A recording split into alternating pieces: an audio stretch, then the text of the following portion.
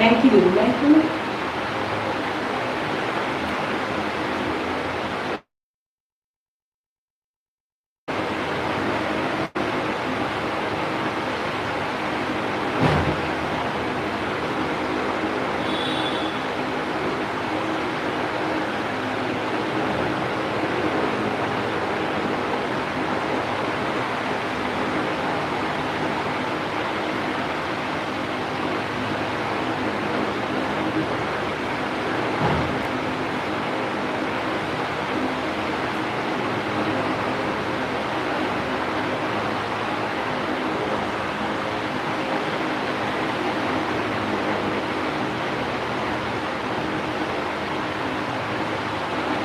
कल एनटीआर तक ने खा लिया हैं, कहाँ रख दिया?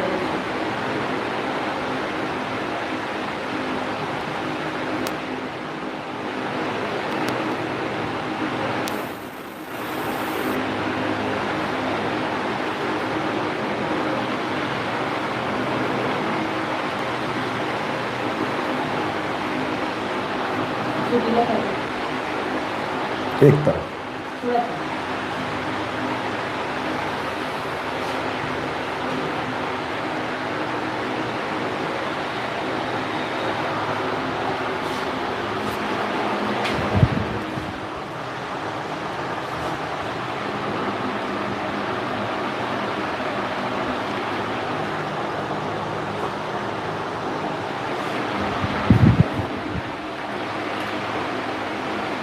यहाँ से एक को निकल गया मार्कर, ये रहा। एक सूखा कपड़ा भेजा।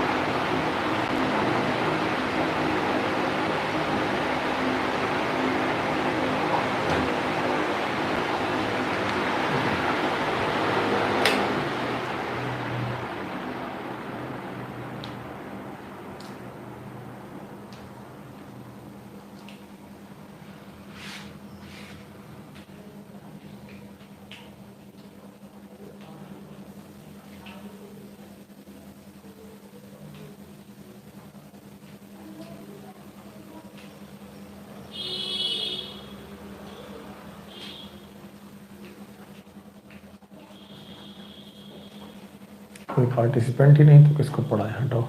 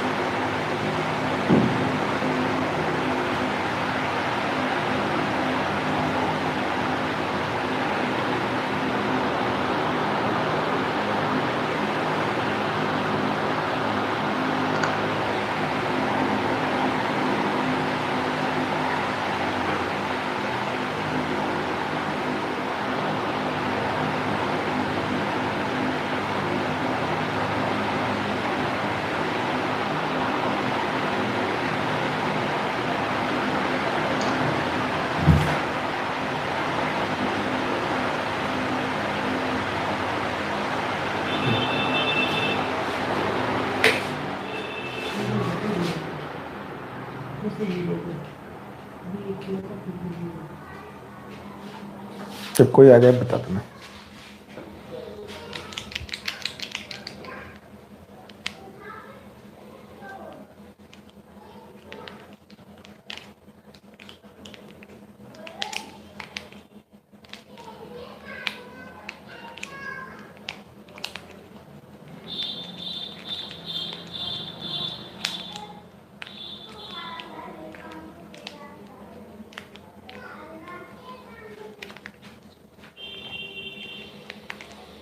गुड मॉर्निंग बच्चों। लाइव क्लासेस के लिए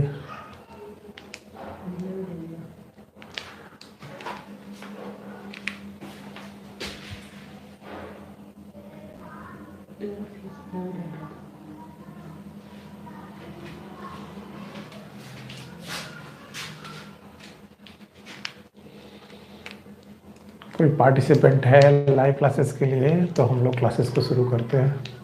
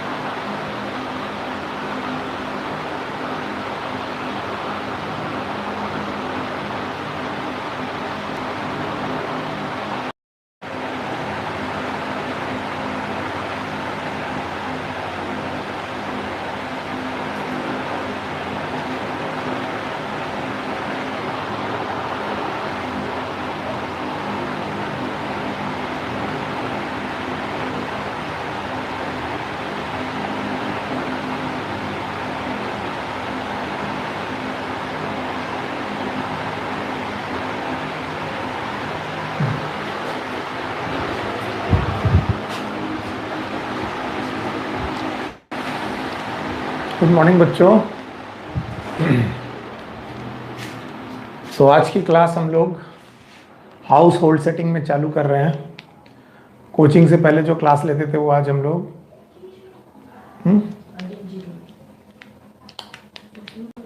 लोग ये क्लासेस जो हैं अपनी हाउस होल्ड सेटिंग से चालू कर रहे हैं और कोशिश कर रहे हैं कि क्लासेस कंटिन्यू रहें और घर से हम लोग इसे क्लास कंटिन्यूअस करते रहें। सो आज की क्लासेस में हम लोगों ने बायनोमियल नॉमेनक्लेचर पढ़ने के बाद आज हमारी क्लासेस में जो टॉपिक है वो है related with the classification.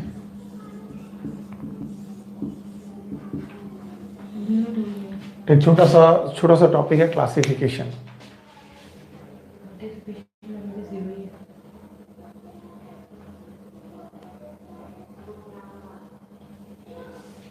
Okay,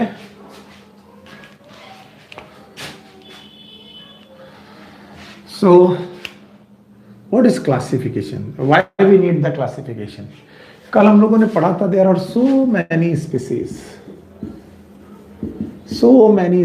is in this world which has been discovered, like about 1.7 to 1.8 million species has been discovered, जो कि लगभग 17 लाख से 18 लाख स्पीसीज है। And it is almost impossible तो कुछ भी नहीं, almost impossible to study all the species at a time. एक ही समय पर सारी स्पीसीज को पढ़ पाना थोड़ा मुश्किल है। So we can not study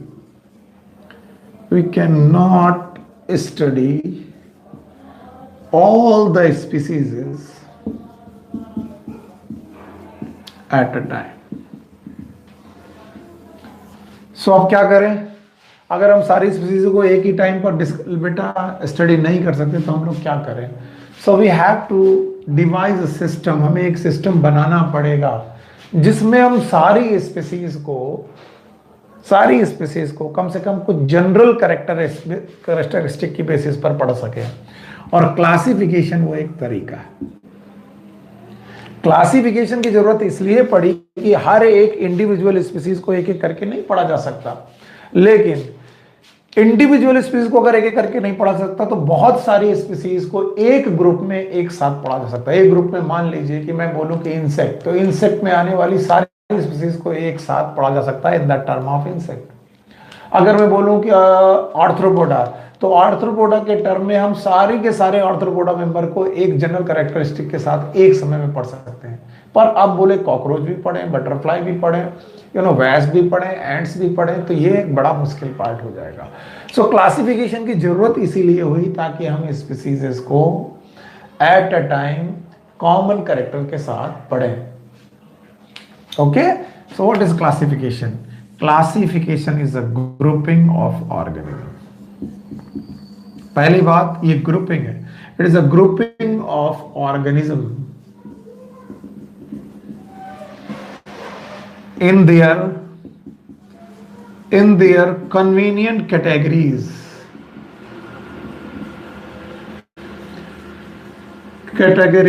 some observable character,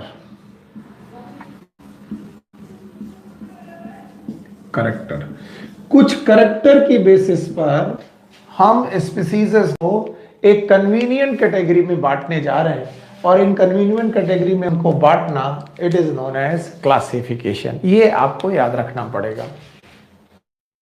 okay, सो कैसे बांटेंगे हम लोग, कैसे इनके बारे में पढ़ेंगे, क्या होता है, क्या होती है कन्वीनियंट कैटेगरीज, वो हम लोग समझने की कोशिश करते हैं। तो first of all, what is why we need classification? Classification पढ़ते वक्त हमने बोला था there are so many species, बहुत सारी स्पीसीज हैं जो अभी तक डिस्कवर हो गई, लगभग 1.7 मिलियन टू 1.8 मिलियन, जिसको 17 से 18 लाख मिलियन स्पीसीज के बारे में मैंने बोला।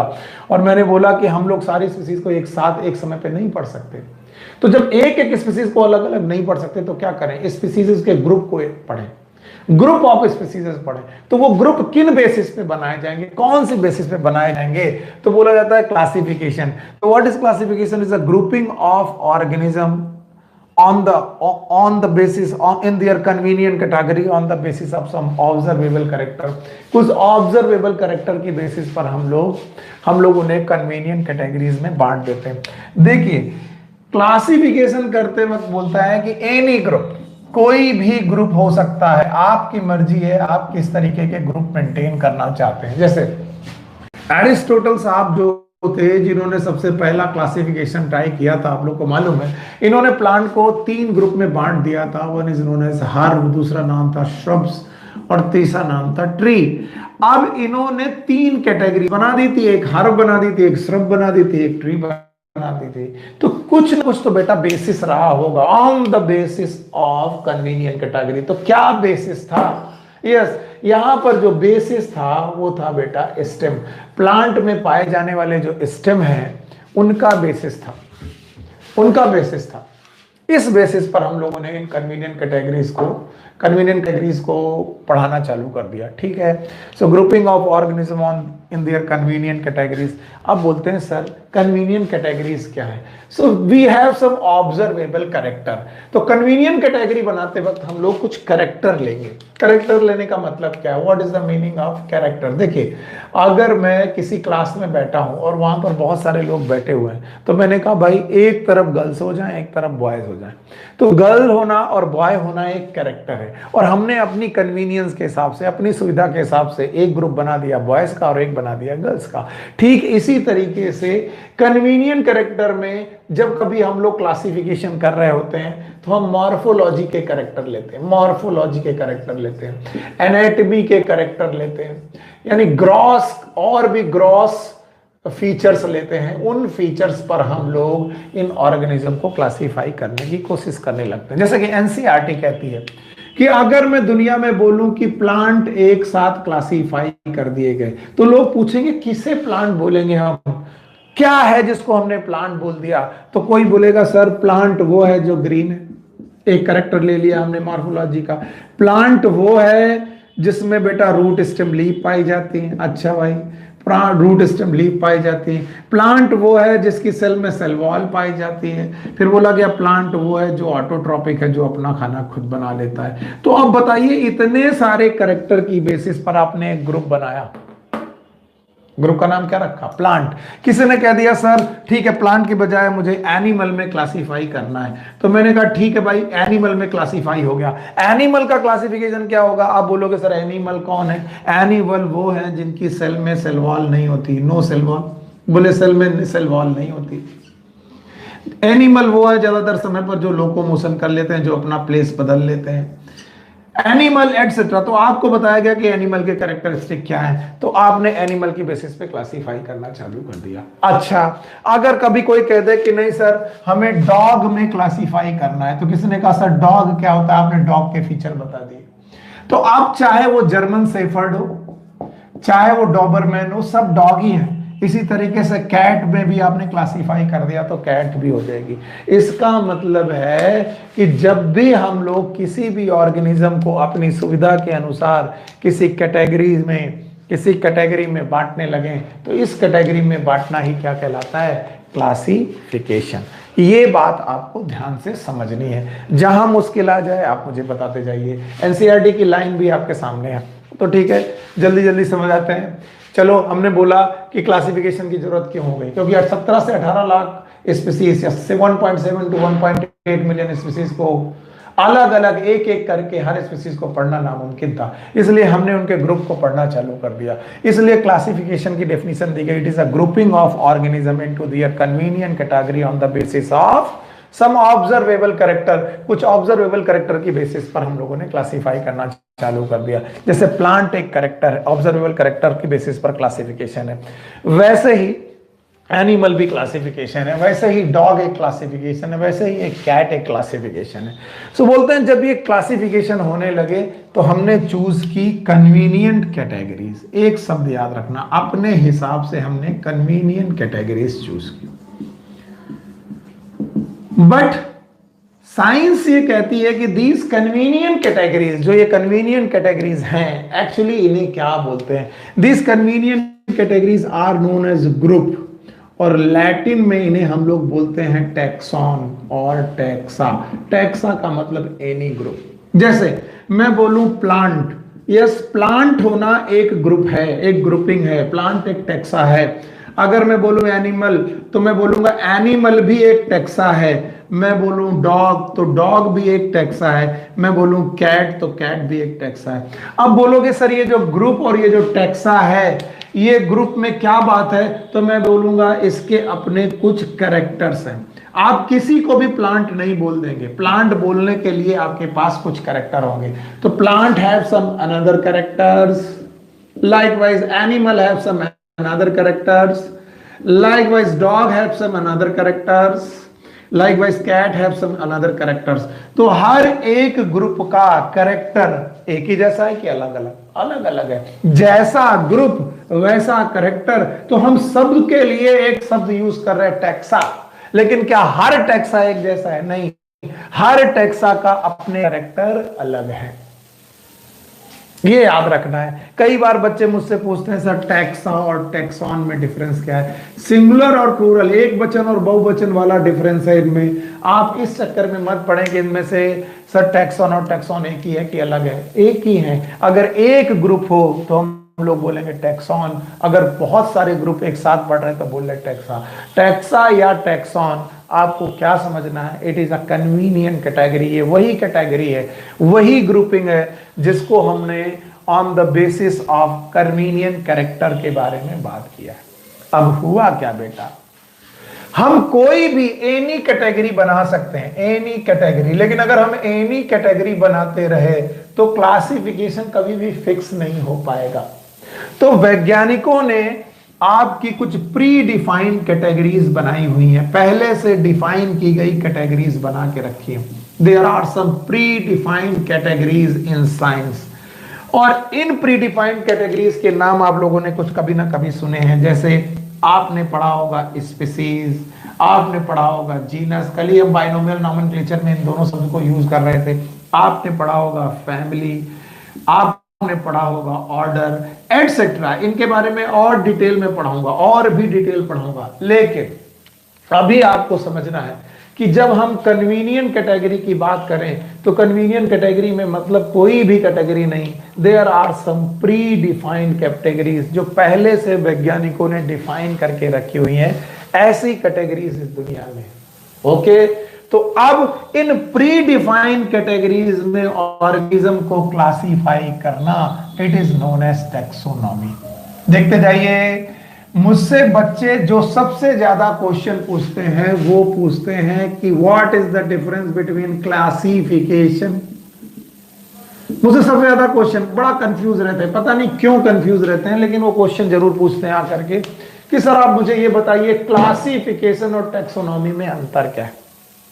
मैंने कहा classification is a grouping of organism any convenient category, जो तुम्हारी मर्जी करता है वो करो। तुमने मेल और फीमेल कर दिया। मान लो एक आपका एक क्लासिफिकेशन है कि जो चश्मे पहनते हैं वो अलग हो जाएं, जो चश्मे नहीं पहनते वो अलग हो जाएं। आपने एक क्लासिफिकेशन कर दिया कि जो टी शर्ट पहने हैं वो अलग हो जाएं, जो शर्ट पहने हैं वो अलग हो जाएं।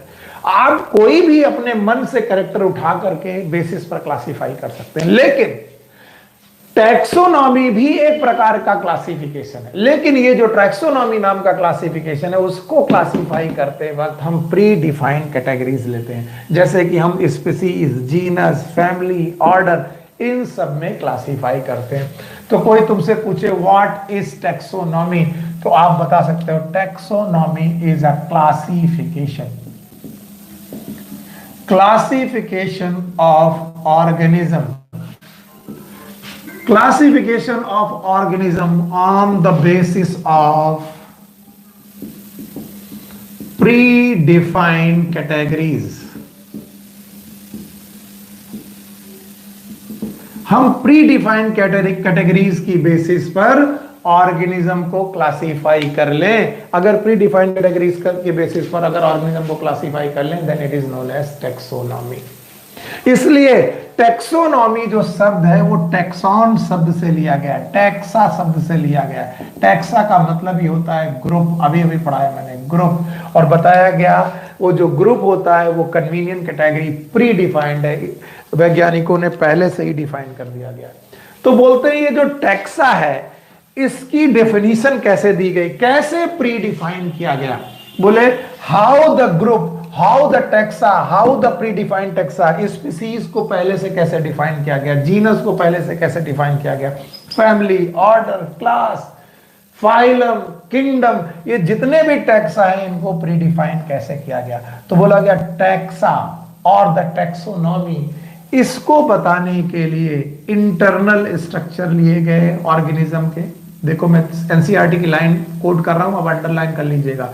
एक्सटर्नल स्ट्रक्चर लिए गए ऑर्गेनिज्म के, इंटरनल स्ट्रक्चर काउंट किए गए, एक्सटर्नल स्ट्रक्चर काउंट किए गए प्री डिफाइंड कैरेक्टर लेने के लिए।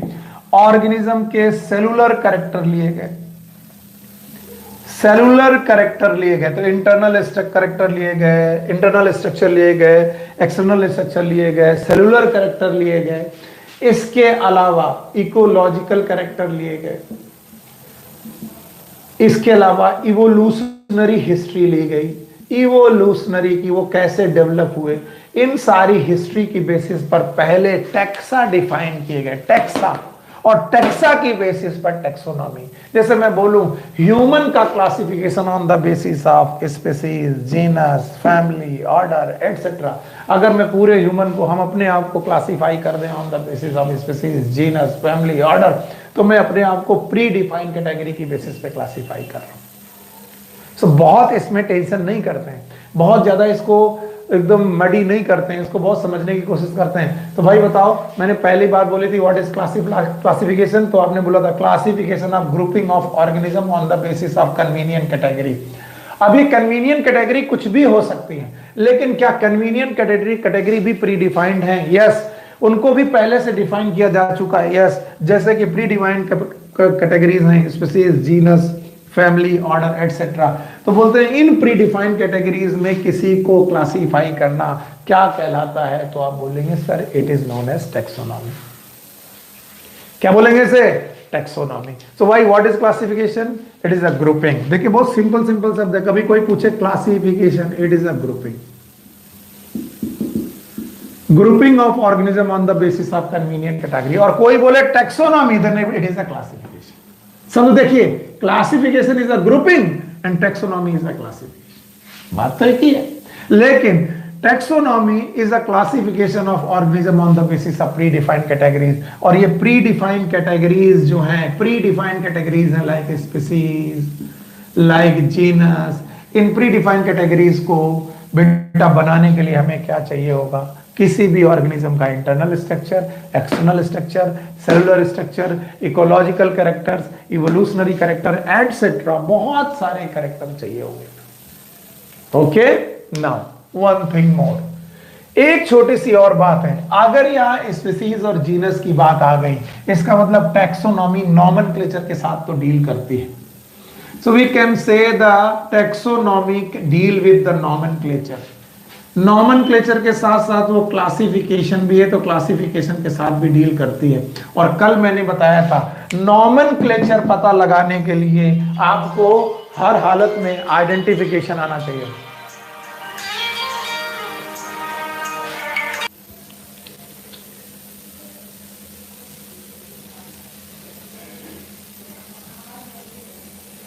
Sorry for inconvenience. अभी क्लास चलते वक्त एक्चुअली हाउस होल्ड सेटिंग में ऐसा हो जाता है, कई बार फोन आ जाते हैं। तो हो क्या रहा है, नॉमेनक्लेचर और क्लासिफिकेशन चाहिए हमें टैक्सोनॉमी में। और कल मैंने बताया था कि नॉमेनक्लेचर के लिए वी नीड आइडेंटिफिकेशन।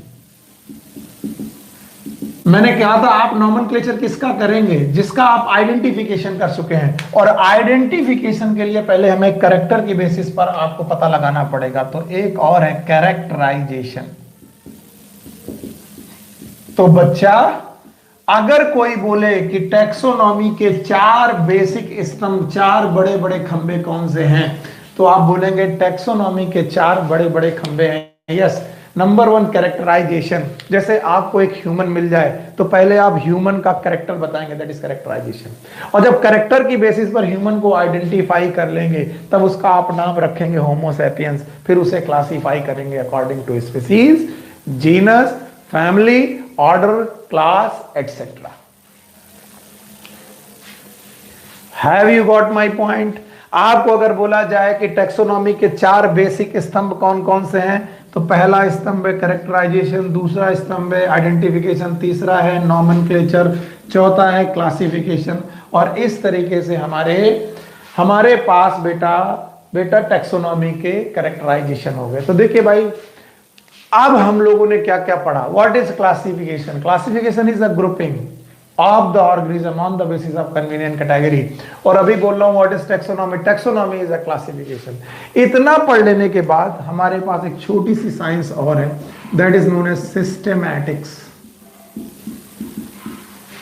अब बच्चे इन तीनों में डिफरेंस पूछने लगते हैं कि sir what is classification, point number 1।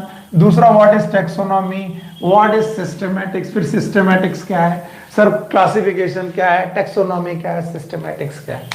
तो मैं कहता हूं सिस्टेमैटिक्स जो शब्द है ये सिस्टेमा शब्द से लिया गया है। सिस्टेमा लैटिन शब्द है सिस्टेमा। व्हाट इज सिस्टेमा? Systema is systematic arrangement of the organism. Systematic arrangement. ये ऑर्गेनिज्म का सिस्टमैटिक अरेंजमेंट है, याद रखिएगा। It is a systematic arrangement of the organism.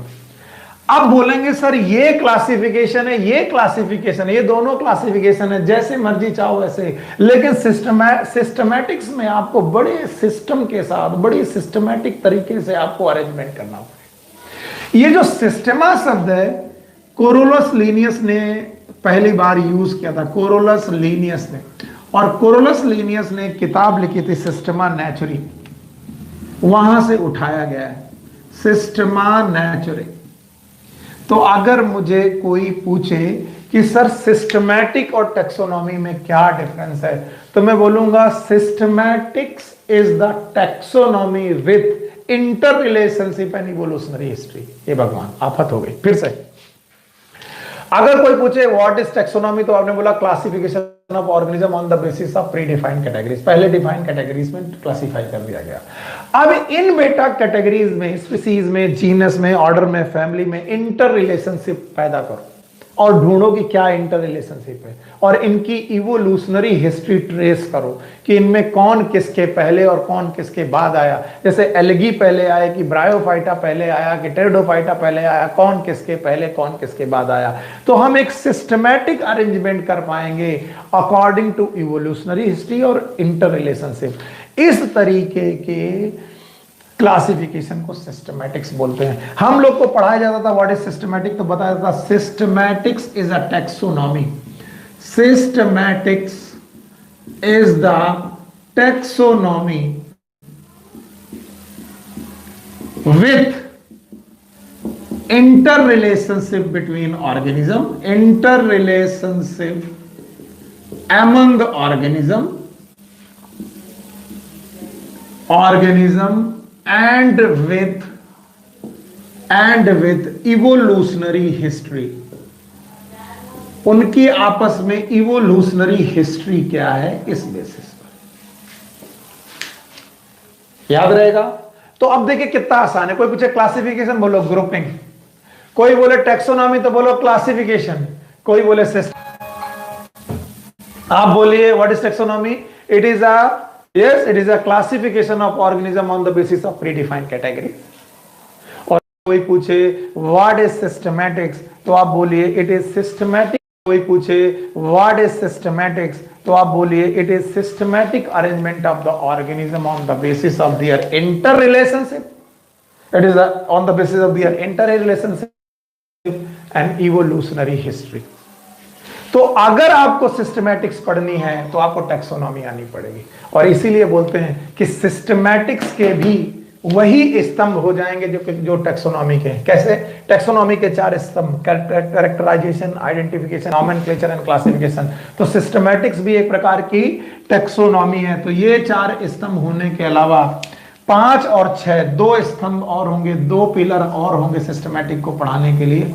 एक इंटर रिलेशनशिप, एक होगा इंटर रिलेशनशिप, पीले से लिखे हैं ये सिस्टमैटिक्स के बेटा, सिस्टमैटिक्स के स्टेप है। तो 4 तो बेटा टैक्सोनॉमी में जाएंगे, 2 एक्स्ट्रा और जाएंगे जो सिस्टमैटिक्स में जाएंगे। खैर अगर आप इतना समझ गए हैं तो चलिए हम लोग इसे मिटाते हैं और आगे बढ़ते हैं, ठीक है। चलिए आइए मेरे साथ। सबसे पहले what is classification? It is a grouping of organism on the basis of convenient categories. Now what is the taxonomy?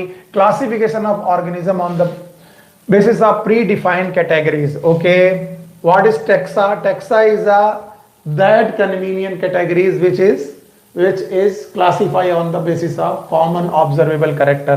क्या कुछ predefined taxa हैं? Yes, जैसे कि species, genus, इनके बारे में हम और पढ़ेंगे। Now taxa को बनाने के लिए कौन कौन से structure like internal structure, external structure, cellular structure, ecological structure, evolutionary structure, ठीक। अब बताओ टैक्सोनॉमी के चार मुख्य स्तंभ। पहला है कैरेक्टराइजेशन, दूसरा है आइडेंटिफिकेशन, तीसरा है नॉमेनक्लेचर, चौथा है क्लासिफिकेशन। फिर जब हम टैक्सोनॉमी पढ़ते पढ़ते सिस्टमैटिक्स तक पहुंचे तो बोला गया सिस्टमैटिक शब्द जो है वो किस शब्द से लिया गया? It is taken from the Systema. Book कौन सी थी? Systema Naturae. किसने? कुरुलस लिनियस ने। और बोला कि भाई systematics is the systematic arrangement of the organism and they have interrelationship along with evolutionary history।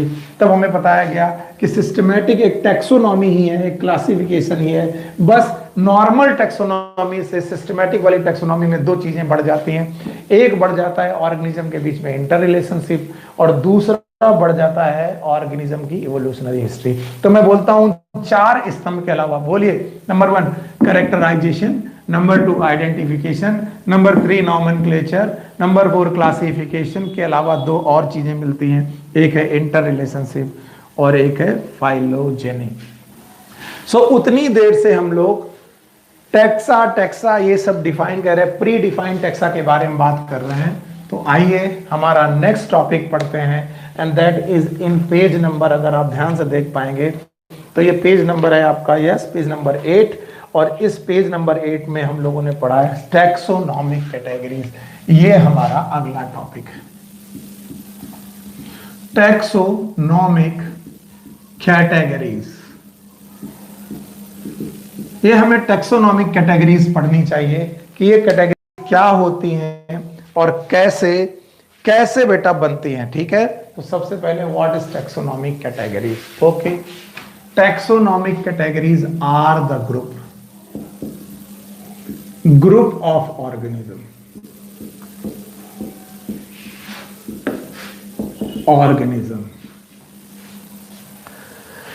these are the group of organism defined on the basis of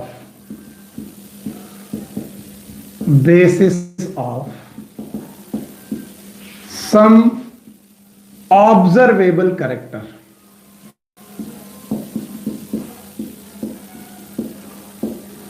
or defined on the basis of or defined on the basis of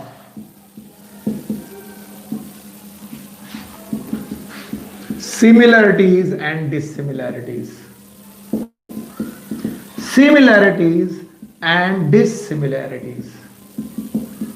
यानी कि हमने जो group बनाने हैं वो group basis पर बनाने हैं, कुछ ऑब्जर्वेबल कैरेक्टर देखने हैं और उन ऑब्जर्वेबल कैरेक्टर में देखनी है सिमिलरिटीज, और उन्हीं ऑब्जर्वेबल कैरेक्टर में देखनी है हमें डिससिमिलरिटीज। हमें देखनी है कि क्या क्या सिमिलरिटीज है लोगों में, क्या क्या डिससिमिलरिटीज। फॉर एग्जाम्पल, मैंने कहा कि प्लांट, तो आपने कहा सर प्लांट एक कैटेगरी है, तो प्लांट में जितने लोग भी आएंगे वो सब कैसे होंगे? ग्रीन होंगे, यस, ऑटोट्रॉपिक होंगे। जितने लोग भी आपको ग्रीन और ऑटोट्रॉपिक दिख जाएं वो सब प्लांट होंगे। जैसे अब आपने देखा कि एल्गी ग्रीन है, ऑटोट्रॉपिक है, तो वो प्लांट होगा। ब्रायोफाइटा ग्रीन है और वो ऑटोट्रॉपिक है, तो वो प्लांट होगा। लेकिन अगर मैं वही कह दूं वीट, तो नो डाउट वीट भी ग्रीन है, वो भी बेटा ऑटोट्रॉपिक है, तो वीट एक प्लांट होगा, साथ में वीट एक कैटेगरी होगी। अब वीट की कैटेगरी में अलगा इंट्रोड्यूस नहीं होगा, वीट के अपने कुछ मॉर्फोलॉजिकल कैरेक्टर होंगे। अब मॉर्फोलॉजिकल कैरेक्टर की बेसिस पर वीट एक कैटेगरी हो गया। तो होता क्या है, जब हम टैक्सा शब्द पढ़ रहे होते हैं तो taxa can be so small, बहुत छोटा हो सकता है, and taxa can be larger taxa बड़ा हो सकता है, and taxa can be largest, बहुत बड़ा हो सकता है, सबसे बड़ा हो सकता है। पर तीनों के लिए हम शब्द टैक्सा ही यूज कर रहे हैं। इसका मतलब जब स्मॉलर होगा तो कम इंडिविजुअल होंगे, लेस इंडिविजुअल होंगे, लेस ऑर्गेनिज्म होंगे। इसका मतलब है टैक्सा छोटा टैक्सा है, कम लोगों का टैक्सा है, कम लोगों का ग्रुप है। लार्जर है तो बेटा लार्जर नंबर आने लगेंगे, लार्जर नंबर आने लगेंगे। और अगर बोलेंगे लार्जेस्ट है तो मैं बोलूंगा मैक्सिमम नंबर ऑफ ऑर्गेनिज्म आने लगेंगे। तो हुआ क्या, टैक्सा या फिर कैटेगरीज, ये जो टैक्सा या कैटेगरीज हुई ये कोई फिक्स चीज नहीं हुई। टैक्सा और कैटेगरीज अपना साइज छोटा और बड़ा कर सकते हैं, यानी छोटे टैक्सा भी हो सकते हैं, बड़े टैक्सा भी हो सकते हैं। अब ये छोटे टैक्सा हैं कि बड़े टैक्सा हैं कि सबसे बड़े टैक्सा हैं, ये सारी बातें इस बात पे डिपेंड करेगी कि हमने करेक्टर कौन से लिए, हमने सिमिलरिटीज और डिसिमिलरिटीज कौन से ली हैं। अगर सिमिलरिटीज और dissimilarities larger group of people को डिनोट करते हैं तो वो लार्जर ग्रुप होगा, और सिमिलरिटीज और डिसिमिलरिटीज स्मॉलर ग्रुप को रैंक करती हैं तो बेटा स्मॉलर होगा। इसीलिए taxonomic categories they are also called as rank, ये सब याद रखना। इसीलिए टैक्सोनॉमिक कैटेगरीज को हम लोग रैंक कह देते हैं। क्यों? क्योंकि रैंक में हम देख सकते हैं there must be some small rank, there must be some larger rank, there must be some largest rank. So rank is nothing, rank is categories on the basis of number of organism. अगर number of organism कम है तो याद रखना कि छोटी बेटा categories, number of organism ज्यादा है तो वो और बड़ी कैटेगरी हुई, और नंबर ऑफ ऑर्गेनिज्म बहुत ज्यादा है तो सबसे बड़ी कैटेगरी हुई, और सबसे बड़ी कैटेगरी का नाम सबसे बड़ी रैंक है। इसीलिए कई बार रैंक और टैक्सोनॉमिक कैटेगरी एक ही बात होती है, इवन टैक्सा भी एक ही बात है। तो आप कह सकते हैं कि टैक्सा अगर बड़ा है तो वो बड़ी रैंक के बारे में बात करेगा, टैक्सा अगर मीडियम साइज का है तो लार्जर होगा, और टैक्सा अगर बहुत छोटा है तो बहुत छोटा साइज का होगा। अब वापस आइए सिस्टमैटिक्स में। अब इस सिस्टमैटिक के दौरान हम लोग छोटे से बड़े के तरफ जाएंगे। छोटे से बड़े की तरफ का मतलब स्मॉल रैंक से, यानी स्मॉल कैटेगरी से लार्जर कैटेगरी की तरफ जाएंगे, लार्जर कैटेगरी से हम लोग लार्जेस्ट कैटेगरी की तरफ जाएंगे, लार्जेस्ट कैटेगरी की तरफ जाएंगे। ध्यान सुनिए, यानी अगर हम कैटेगरी या रैंक की बात करें तो अगर हम यहां रैंक लिख दे रहे हैं तो यहां पर हम कैटेगरी भी लिख सकते हैं, यहां पर भी कैटेगरी लिख सकते हैं, यहां पर भी रैंक लिख सकते हैं। तो याद रखना स्मॉलर रैंक से उससे बड़ी रैंक में क्लासिफाई कर सकता है, उससे बड़ी से सबसे बड़ी रैंक में क्लासिफाई कर सकता है, और इस तरीके से एक क्रमानुगत इनका क्लासिफिकेशन था, क्रम के अनुसार, और क्रम के अनुसार इस क्लासिफिकेशन को हम लोग टैक्सोनॉमिक हायरार्की बोलते हैं। टैक्सोनॉमिक हायरार्की, हायरार्की का मतलब ही होता है जिसमें हम क्रमानुगत चीजों को बेटा स्टडी करें। हायरार्की का मतलब है हम छोटे से लेकर बड़े की तरफ बढ़े, या बड़े से लेकर छोटे की तरफ बढ़े। फिर से हर एक बात अगर आपको समझ में ना आ रही हो तो मैं एक बार फिर से डिफाइन करने की कोशिश करता हूं। What is taxonomic categories? Taxonomic categories are the group of organism define on the basis of some observable character, कुछ ऑब्जर्वेबल कैरेक्टर, या फिर हमने सिमिलरिटीज और डिसिमिलरिटीज के बेसिस पर इन्हें क्लासिफाई किया। अब हमने बोला कैटेगरीज को क्लासिफाई करते वक्त हमने क्या लिए हैं? कैरेक्टर। जैसे प्लांट एक कैटेगरी है, व्हीट भी एक कैटेगरी है, लेकिन प्लांट एक बड़ी कैटेगरी है, इसमें एल्गी भी है, ब्रायो भी है, टेरिडो भी है, जिम्नो भी है, लेकिन व्हीट एक छोटी कैटेगरी है जिसमें मोनोकॉट व्हीट ही आता है। तो इसका मतलब है ये जो कैरेक्टर व्हीट के हैं वही कैरेक्टर प्लांट के हैं, जरूरी नहीं, लेकिन जो प्लांट के कैरेक्टर हैं वो व्हीट के कैरेक्टर हैं। खैर, इसका मतलब टैक्सा जो डिफाइन किया गया या फिर कैटेगरीज जो डिफाइन की गई ये कैरेक्टर की बेसिस पर डिफाइन की गई। अगर कैरेक्टर ज्यादा सिमिलर है या कम सिमिलर है या बेटा मीडियम सिमिलर है, इस बेसिस पर कैटेगरीज का साइज छोटा बड़ा हो सकता है। इसका मतलब टैक्सा स्मॉल, लार्जर या लार्जेस्ट हो सकता है। इसका मतलब शब्द भले टैक्सा है, कैटेगरी भले है, लेकिन कैटेगरी जैसे कैरेक्टर उतनी बड़ी कैटेगरी। इसका मतलब category depend upon the character we take. इसीलिए फिर हम लोगों ने इन्हीं कैटेगरी का नाम रैंक रखा। हमने बोला रैंक क्यों रखा गया? अगर स्मॉल कैटेगरी है तो नंबर ऑफ इंडिविजुअल कम होंगे, अगर लार्ज कैटेगरी है तो नंबर ऑफ इंडिविजुअल ज्यादा होंगे। इसका मतलब है हर कैटेगरी में अपना एक साइज है, और जब साइज डिफाइन करने लगे तो हम लोग क्या बोलने लगे? रैंक। कई बार बच्चे बोलते क्या सर टैक्सा और रैंक एक ही है? यस, जब हम टैक्सा को उसके साइज, उसकी हायरार्की की बेसिस पर बेटा क्लासिफाई करने लगे तो हम उसे रैंक बोलते हैं। और इस तरीके से हमारे क्लासिफिकेशन स्मॉलर रैंक से हायर रैंक की तरफ चलने लगे, और इसे हम लोगों ने टैक्सोनॉमिक हायरार्की बोला। फिर बोला गया क्या सर प्री डिफाइंड टैक्सा में कोई रैंक है? Yes my dear, predefined taxa में भी एक रैंक है, और उस रैंक को हमें पढ़ना पड़ेगा। यस, प्री डिफाइंड टैक्सा में कुछ रैंक है जिनकी एक लिस्ट में बना रहा हूं। बोलते हैं जो सबसे छोटी रैंक है वो है स्पीसीज। इनसे भी छोटी रैंक हो सकती है, याद रखना, लेकिन टैक्सोनॉमी जनरली हम स्पीसीज से चालू करते हैं, इसीलिए हम लोग इसे बोलते हैं basic unit. Basic unit, okay. Species से बड़ी रैंक है, स्पीसीज से बड़ी रैंक है जीनस। अब मैं रैंक बोल रहा हूं तो क्या जीनस एक कैटेगरी है? यस। मीनवाइल जीनस क्या एक रैंक है? यस। रैंक किस बेसिस पर? स्पीसीज से बड़ी रैंक जीनस, जीनस से बड़ा rank it is family, family से बड़ी रैंक इट इज ऑर्डर,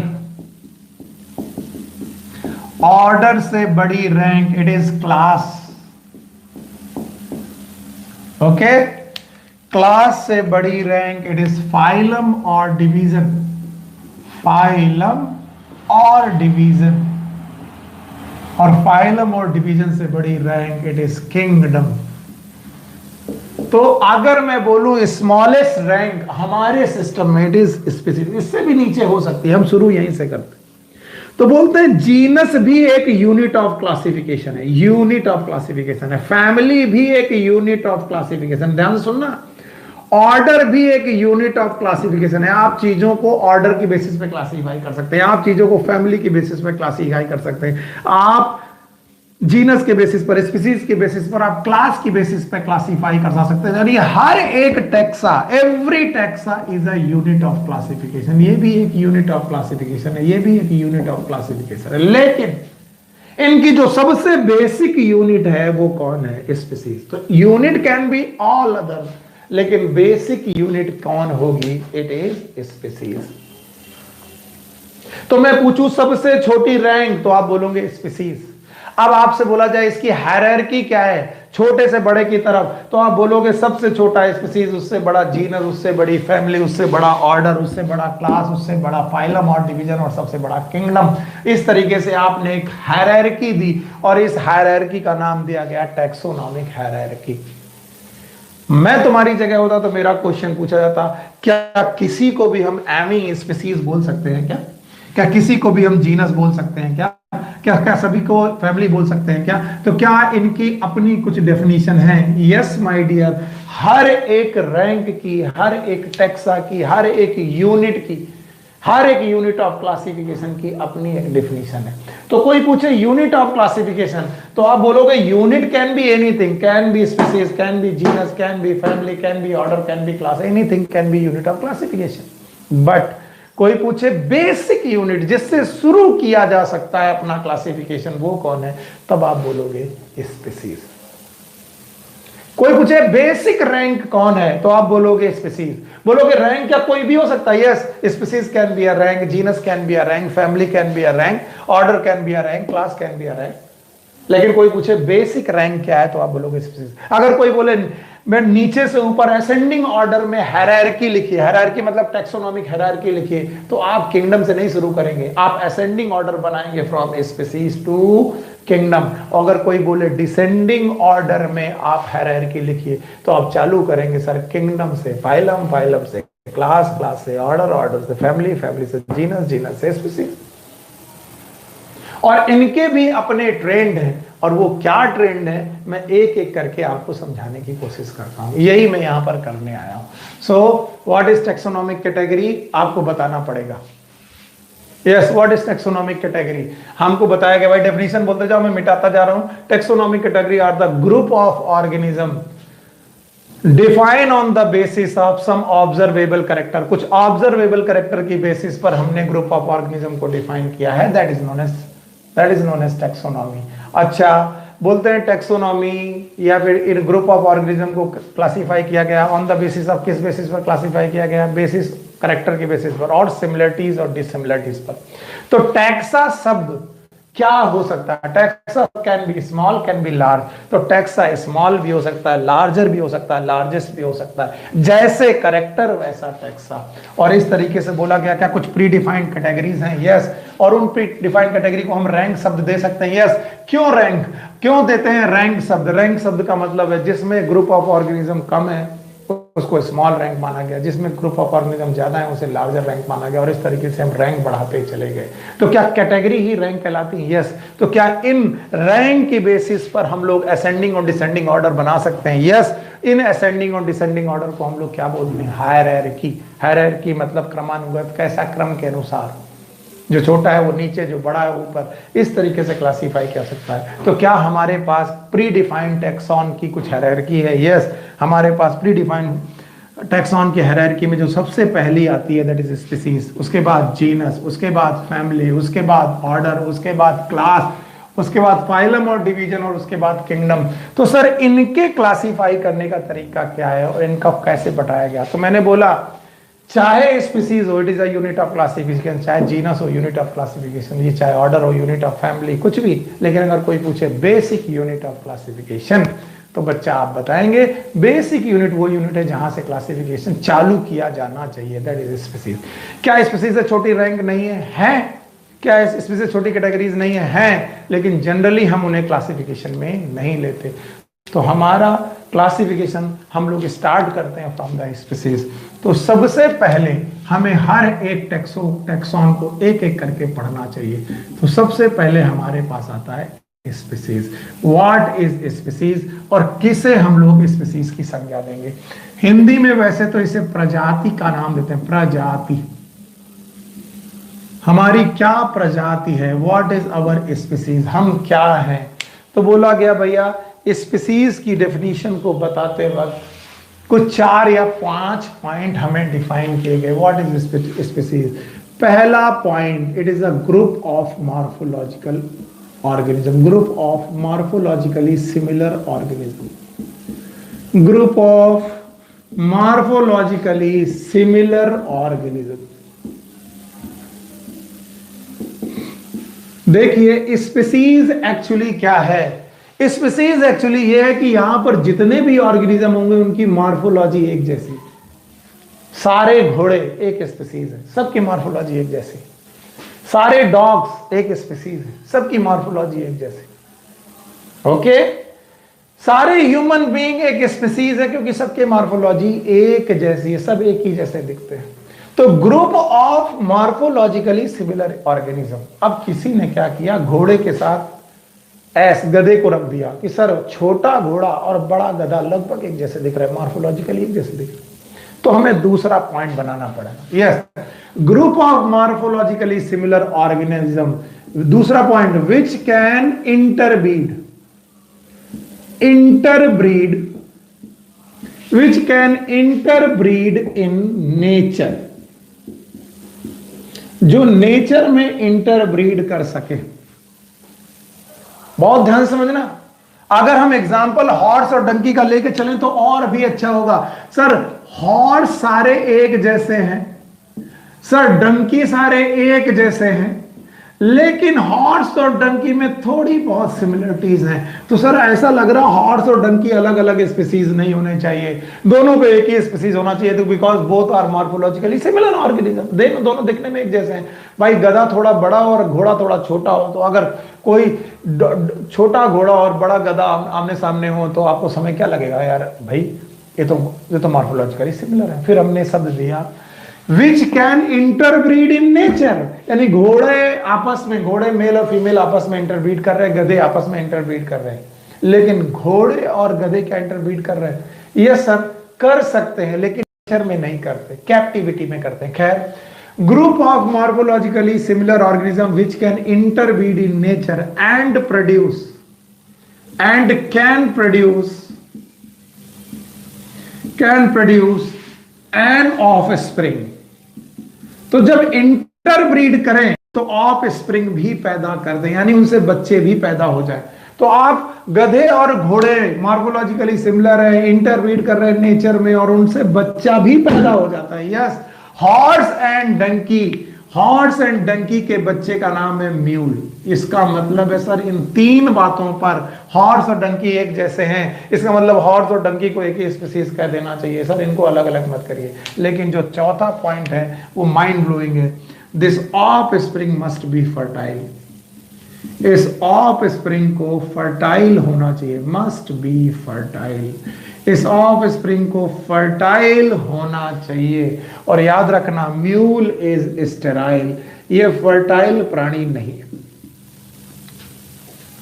तो जब भी कभी आपसे पूछा जाए व्हाट इज स्पीसीज, आप इसे बिंदास तरीके से 4 पॉइंट और 5 फैक्टर पे याद रखिए, इस फैक्टर को मत भूलिएगा। Group of morphologically similar individual, group of morphologically similar organism which can interbreed in nature. तो जिन जिन चीजों में मैं अंडरलाइन करता जाऊं वो सारी की सारी चीजें स्पीसीज को डिफाइन करने के लिए जरूरी हैं। पहला, मॉर्फोलॉजिकली सिमिलर होना चाहिए।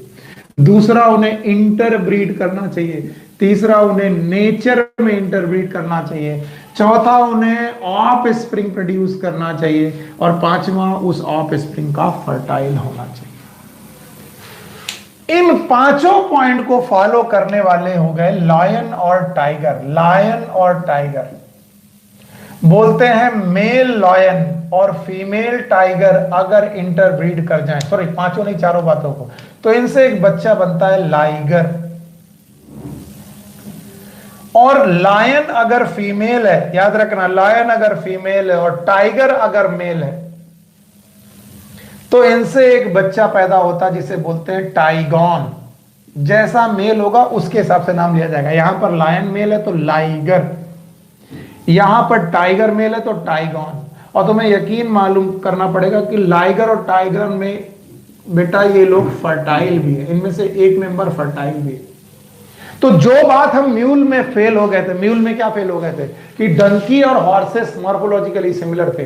डंकी और हॉर्सेस इंटरब्रीड भी कर सकते हैं, डंकी और हॉर्सेस ऑफ स्प्रिंग भी प्रोड्यूस करते हैं, लेकिन ऑफ स्प्रिंग फर्टाइल नहीं थी। अब लायन और टाइगर तो बेटा ऑफ स्प्रिंग को भी फर्टाइल पैदा करते हैं। इसका मतलब लायन और टाइगर एक ही स्पीसीज होनी चाहिए, तब काम आता है इन नेचर। याद रखना नेचर में कभी भी लायन और टाइगर आपस में इंटरब्रीड नहीं करेंगे। They can interbreed only in captivity, जब वो कैप्टिविटी में रखे जाएं, जू में रखे जाएं या कहीं पर उन्हें बेटा मजबूर किया जाए आपस में इंटरब्रीड करने के लिए, तभी ये काम कर पाते हैं। इसलिए बेटा स्पीसीज की डेफिनेशन में 4 पॉइंट है लेकिन 5 फैक्टर हैं, और ये आप कभी ना भूलें, तो आप स्पीसीज को बड़ा अच्छी तरीके से डिफाइन कर पाएंगे और आप वाकई अच्छी तरीके से डिफाइन कर पाएंगे और इसे समझ पाएंगे।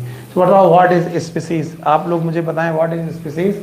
मैं मिटाते जाता हूं और बताते जाता हूं। Species is a group of morphologically similar individual silver organism which can interbreed in nature, जो नेचर में इंटरब्रीड कर सकते हैं, and can produce offspring, जो offspring प्रोड्यूस करें, बच्चे पैदा करें, और बच्चे फर्टाइल होने चाहिए। जो बच्चे फर्टाइल होंगे तो हम लोग बोलेंगे स्पीसीज। जैसे घोड़ा और गधा दोनों मॉर्फोलॉजिकली सिमिलर हैं,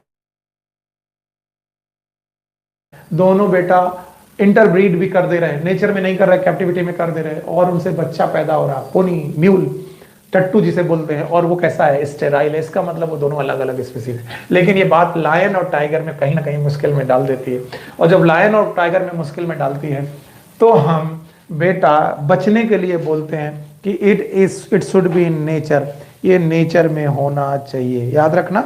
अब व्हाट इज स्पीसीज, स्पीसीज की डेफिनेशन के बाद स्पीसीज से रिलेटेड कुछ और छोटी बातें।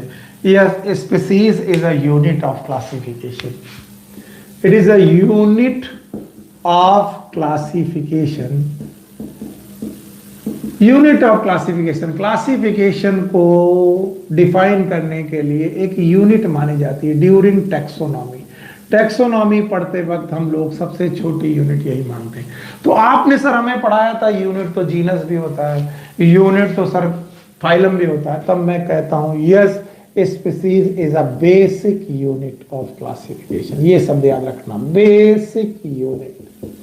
और इसी से रिलेटेड कई बार क्वेश्चन पूछा गया। Yes, it is unit of classification. तो जीनस भी तो यूनिट ऑफ क्लासिफिकेशन है।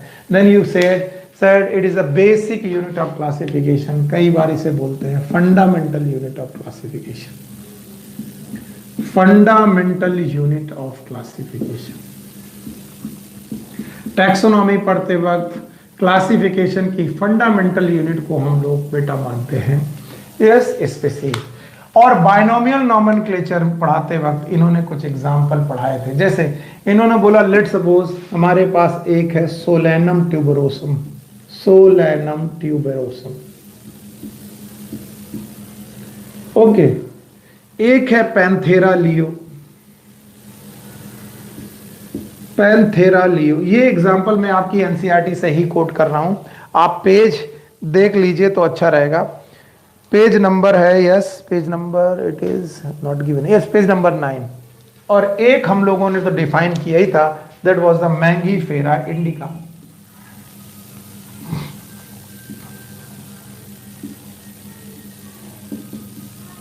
ओके, तो अब आपके सामने ये तीन लोग डिफाइन किए गए हैं। सोलेनम ट्यूबरोसम को हम लोग जनरली पोटैटो बोलते हैं, आलू बोलते हैं, ट्यूबर है पोटैटो। पैंथेरा लियो को हम लोग लायन बोलते हैं, लायन का साइंटिफिक नेम है पैंथेरा लियो। और मैंगीफेरा इंडिका को हम लोग मैंगो बोलते हैं।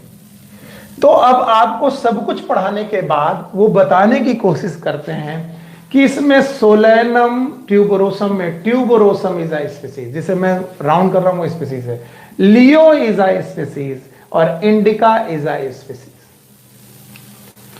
Tuberosum species, Leo is a species, indica is a species. अब याद रखना बाकी Solanum is a genus, Panthera is a genus, okay, Mangifera is a genus. अगर तुमसे कोई पूछे होमो सैपियंस, हम सब जानते हैं Homo sapiens is a scientific name of human. तो अगर तुमसे पूछे कि हमारी स्पीसीज का नाम क्या है तो हम लोग बोलेंगे सैपियंस, यही हमारी स्पीसीज है और यही हमारी बेसिक यूनिट है, बेसिक यूनिट है। बोलते हैं कि सर पैंथेरा के साथ दूसरी स्पीसीज भी हो सकती है, फॉर एग्जाम्पल पैंथेरा के साथ टिग्रिस भी हो सकती है। तो याद रखना इस केस में पैंथेरा दोनों जगह कॉमन है लेकिन स्पीसीज अलग है। यहां पर लियो है दैट इज लायन, यहां पर टिग्रिस है दैट इज टाइगर। दोनों जीनस एक होने के बावजूद भी स्पीसीज अलग अलग है। तो इस दुनिया में हर एक इंडिविजुअल स्पीसीज दूसरे से अलग है, वो कभी भी एक जैसी नहीं हो सकती। कल भी मैंने आपको सिखाया था कि कल भी जब मैंने आपको पढ़ाया था तो इंडिकस और इंडिका टर्म पढ़ाते वक्त मैंने बताया था species of this word are always different, they can not be same. ये सेम नहीं हो सकती, ये हमेशा से डिफरेंट ही रहते।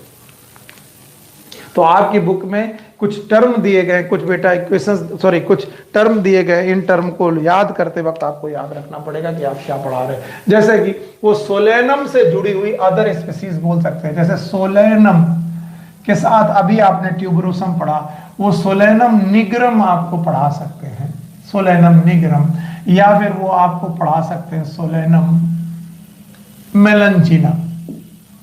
तो याद रखना यहां पर ये जीनस सेम हो सकता है लेकिन स्पीसीज और ऑल टुगेदर डिफरेंट, याद रहेगा। सो आपको मालूम है स्पीसीज क्या होती हैं। पहले तो मैंने स्पीसीज की डेफिनेशन बताई, इसीलिए डेफिनेशन बताई ताकि आपको रट्टा ना मारना पड़े। इनके पहले जो मैंने बताया वो क्या था, species is a group of morphological similar organism, the group of morphological similar organism which can interbreed in nature to produce offspring which must be fertile. और आज हमने अभी भी पढ़ाया it is a unit of classification. तो unit तो कोई भी हो सकता है, तो आपने बोला it is a basic unit of classification, फिर आपने बोला fundamental unit of classification. Even binomial nomenclature में भी जो दो शब्द लिए थे उनमें से एक था जीनस, दूसरा था स्पीसीज। अब एनसीईआरटी की लाइन में सोलेनम ट्यूबरोसम में Solanum is genus, tuberosum is species, Panthera leo में leo is a species, Mangifera indica में indica is a species, Panthera tigris में tigris is a species, Homo sapiens में sapiens is a species. फिर बताया गया the genus can be same, जैसे Solanum nigrum और Solanum बिनंचिना, लेकिन species are all together different. Species हमेशा डिफरेंट ही मिलेंगी आपको, और इस तरीके से हम लोग क्लासिफिकेशन पढ़ते गए। सो बेटा आज की क्लास को मैं यहीं खत्म करता हूँ स्पीसीज के साथ, और ये कल मतलब नेक्स्ट टॉपिक में चैप्टर ऑलमोस्ट कंप्लीट होने को होगा और मैं इसे कर भी दूंगा। So please stay connected, take care and good luck. Bye bye.